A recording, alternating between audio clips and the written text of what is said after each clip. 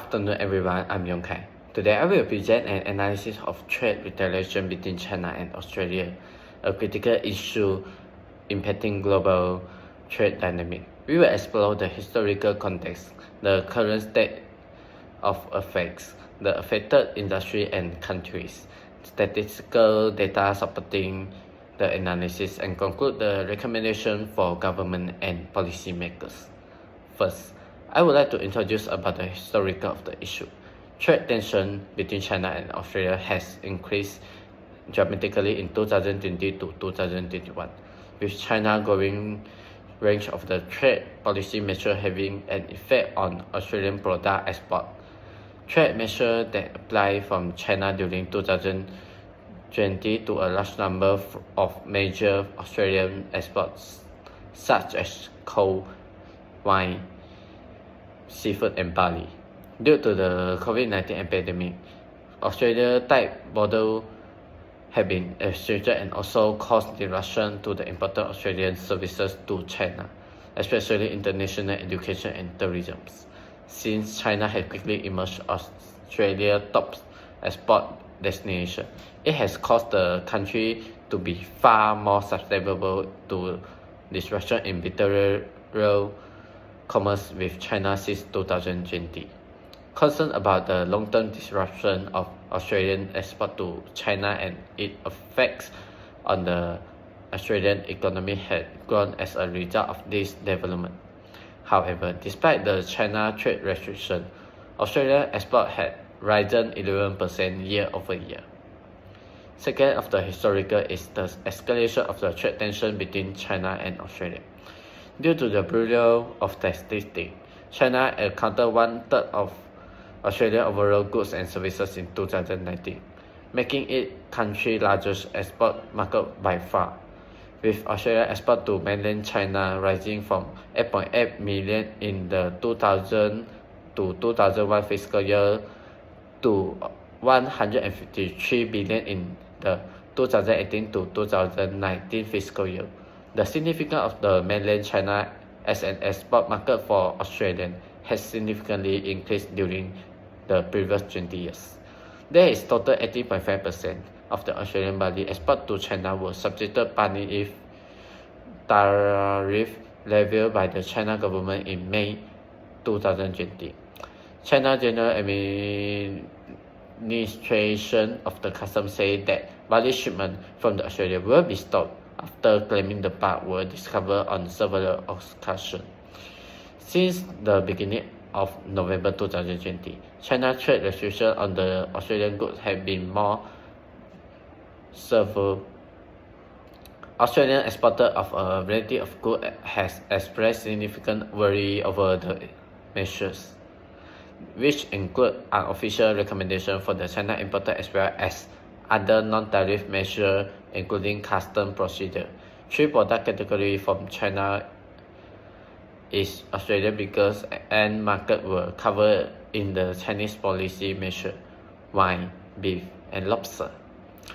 For Australia's economic performance, despite the sporadic lockdown in the many Australian cities, the country's economy has recovered well in the first half of the 2021 thanks to the widespread containment of the domestic COVID-19 cases. An increase in domestic economic activity has been made possible by this. The chart shown at the beside is illustrate the trend in the Australian manufacturing and services sector from 2018 to early 2021. Based on the PMI Purchasing Manager Index output data, the PMI is a widely used economic indicator that reflects the health of a sector, with the value above over 50 signaling expansions and value below 50 indicating contraction. Throughout 2018 to early 2020, both manufacturing PMI output, green line, and service PMI output, orange line, hover around the 50 mark, suggesting mixed conditions of expansion and contraction in the economy. This period saw a general downward trend, indicating a modest economic slowdown. In early 2020, However, the chart shows a sharp of the dramatical decline in the both manufacturing and services PMI output, which align the one set of the COVID-19 pandemic. The services PMI experienced a particular steep drop, reaching lowest level than the manufacturing PMI, which reflects the severe impact of the pandemic on the service industry that rely on the face-to-face interaction and consumer mobility.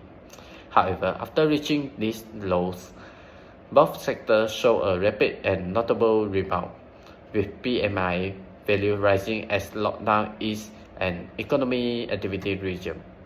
By late 2020 and into early 2021, both of the major manufacturing services sector has returned to expansion territory, with PMI values consistently above 50 marks.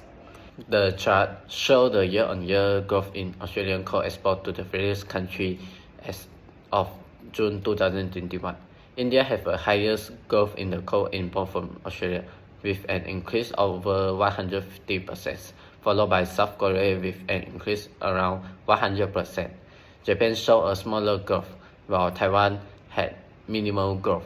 This suggests that India and South Korea were the primary growth market for Australian coal export during this period. Next, I would like to introduce about Australian export outlook. Australian export industry faces increasing vulnerability due to the high concentration export to the specific markets, which heighten the risk of disruption. Although direct retaliatory trade measures are unlikely, many Australian industries are actively seeking to diversify their export destination to mitigate the risk. Australia has also lodged complaints with the World Trade Organization (WTO) against China regarding anti-dumping duties on Australian wine and barley, indicating a commitment to protecting its trade interests. Meanwhile, iron ore export has shown robust growth and coal exports are diversifying, particularly toward markets such as India and South Korea, reducing dependency on a single market. Now, I would like to introduce about the current state of the affairs of this issue. Australia and China relations, with deteriorated under the coalition government of Malcolm Turnbull and Scott Morrison, are now showing signs of stabilization. In early 2024, China is expected to lift restrictions on key Australian exports like wine and lobster, signaling an improvement in trade relations between the two countries. Now, I would like to introduce about impacted industry and countries. A variety of Australian sectors were impacted by China's trade retaliation against Australia, which has a big effect on the international markets they supply.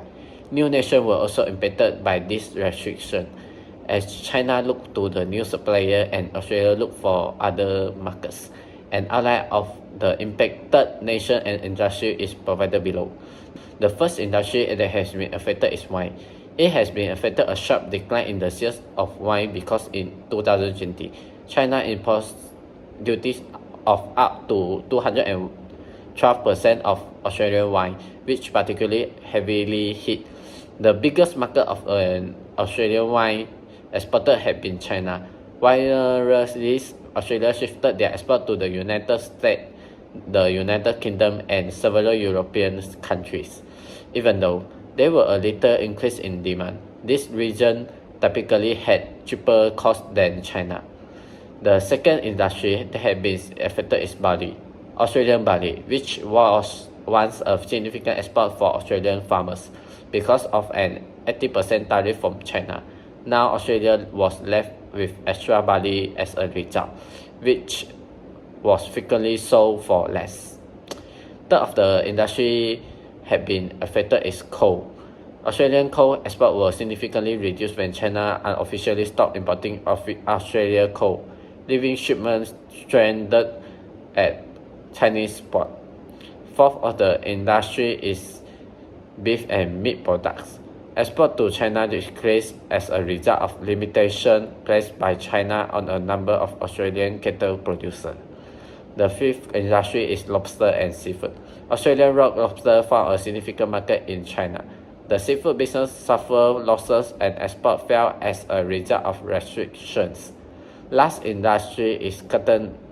China also imposed import restrictions on cotton, forcing Australia to reroute suppliers. Nations that have been impacted, such as US, Russia, and Indonesia, China, and France. For certain agricultural products, China looked for other suppliers, such as the United States for coal. It looked to the Russia and Indonesia and for wine. It looked to China and France. Although this change broadened China import base, China consumer frequently saw price increase or disparities in quality. Australia rerouting of cotton and livestock goods gave Southeast Asian nations like Vietnam and Thailand access to new premium agricultural imports. I would like to introduce about statistical information. Through the graph shown, the coal export has been highly volatile, with a peak in early 2020 and late 2023, and a strong recovery by early 2023. In contrast, commodities like beef, cotton, barley, lobster, wine, wood, and copper exhibit lower and more stable export value, generally below 5,000 million. While cotton and barley show slight growth, they remain minor compared to coal. Wine and lobster export had notably declined, likely due to specific restrictions or challenges. Non-coal commodities overall show modest fluctuation, underscoring coal's unique instability among Australian exports. Lastly, is the recommendation for the government and policymakers to address trade retaliation issue between China and Australia. A multifaceted approach could be recommended for government policy and makers. Here is some recommendations to mitigate tension and foster for a stable trade relationship. First of the recommendation is re-engage diplomatic communication, create communication. To address and diffuse trade concerns, regular high-level meetings can be reinstituted, clearing up misconceptions, addressing issues, and negotiating solutions for contentious trade policy can all be accomplished through diplomatic channels. To resolve certain trade disputes, both nations may want to think about enlisting impartial international agencies or groups such as World Trade Organization. Thank you.